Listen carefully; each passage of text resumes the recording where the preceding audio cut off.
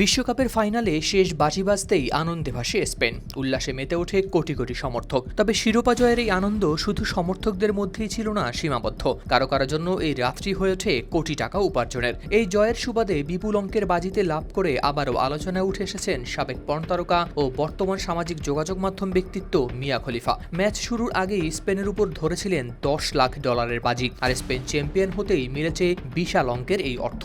মাঠের গ্যালারিতে স্পেনের জার্সি পরে দলের প্রতি সমর্থন জানানো থেকে শুরু করে ম্যাচ শেষে বড় অঙ্কের জয়ের খবর প্রকাশ, সব মিলিয়ে তার নাম এখন ক্রীড়াঙ্গনের আলোচনার কেন্দ্রবিন্দু।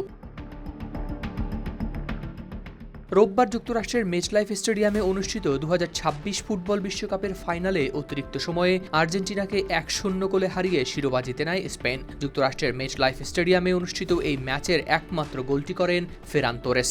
ম্যাচ শুরুর আগেই স্পেনের জয়ের পক্ষে এই বিপুল মার্কিন ডলার বাজি ধরেছিলেন মিয়া খলিফা।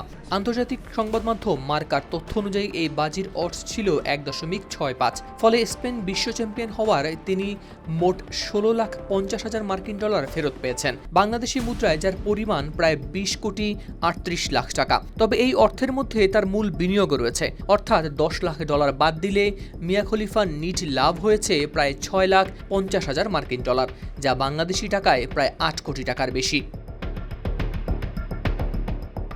ম্যাচ শেষে সামাজিক যোগাযোগ মাধ্যমে নিজের বাজির একটি স্ক্রিনশটও প্রকাশ করেন তিনি। সেখানে মজার ছলে লিখেছিলেন তিনি বিশ্বাস রেখেছিলেন এবং বড় জয় পেয়েছেন।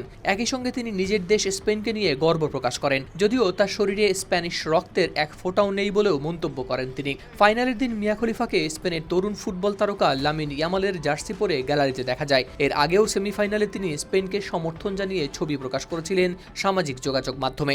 শুধু তাই নয়, ফাইনালের আগেই তিনি ইঙ্গিত দিয়েছিলেন আর্জেন্টিনার বিপক্ষে যে দলই খেলুক না কেন তিনি সেই দলের পক্ষেই থাকবেন। শেষ পর্যন্ত সেই সমর্থন তাকে এনে দিয়েছে কোটি টাকার লাভ। Howlader Shamim, RTV। Ven aquí, americanos. ¿Quieres